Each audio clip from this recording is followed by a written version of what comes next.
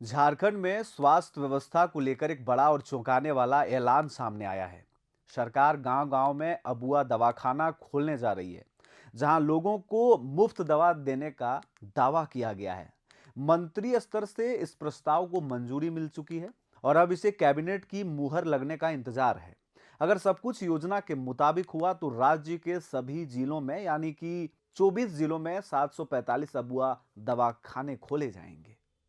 सरकार का कहना है कि इन दवाखानों में एलोपैथिक, होम्योपैथिक, आयुर्वेदिक और यूनानी चारों पद्धतियों की दवाएं एक ही छत के नीचे उपलब्ध होंगी। यानी मरीज अपनी जरूरत और पसंद के मुताबिक इलाज चुन सकेंगे। योजना के पहले चरण में 700 से अधिक दवाखाने खोलने की तैयारी है। इस पूरे प्रोजेक्ट पर करीब 37 करोड़ 45 लाख रुपए खर्च होने का अनुमान लगाया जा रहा है, जबकि सालाना संचालन लगभग 7 करोड़ 45 लाख रुपए खर्च होंगे। दवाखानों को कंप्यूटराइज्ड मॉडल पर चलाने और डॉक्टरों, फार्मासिस्ट की नियुक्ति की भी बात कही गई है।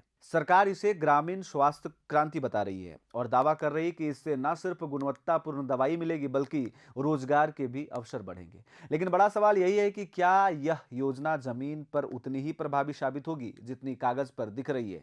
क्या दूर दराज के गांवों तक वाकई मुफ्त और बेहतर इलाज पहुंच पाएगा, या फिर यह भी एक बड़ा ऐलान बनकर रह जाएगा? अब सबकी नज़र कैबिनेट की मंजूरी और इसके बाद असली क्रियान्वयन पर ही टिकी हुई है। लेकिन इस बीच एक बड़ा चीज ये है कि स्वास्थ्य मंत्री इरफान अंसारी इससे पहले भी स्वास्थ्य क्षेत्र को लेकर के कई बड़े दावे कर चुके हैं। जैसा कि उन्होंने कहा था कि किसी निजी अस्पताल में अगर किसी का डेथ होता है तो उसके पुराने सारे जो चार्जेस हैं वो कट हो जाएंगे, यानी कि उसको लाश यानी शव को परिजन को सौंपना पड़ेगा। लेकिन ऐसा एक भी अस्पताल में नहीं होता। इरफान अंसारी ने कई बड़े दावे किए थे कि जो चार्जेस होंगे, जो रेट्स होंगे अस्पतालों का, उनको लेकर के भी उन्होंने कहा था कि ये एकदम सुलभ होगा, आम लोगों के पॉकेट खर्च के हिसाब से होगा। लेकिन ऐसा कहीं होता नहीं दिख रहा है।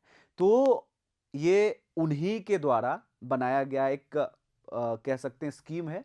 अब ये धरातल पर कितना कारगर साबित होगा ये तो देखने वाला ही बात होगा। फिलहाल आप कमेंट करें। धन्यवाद।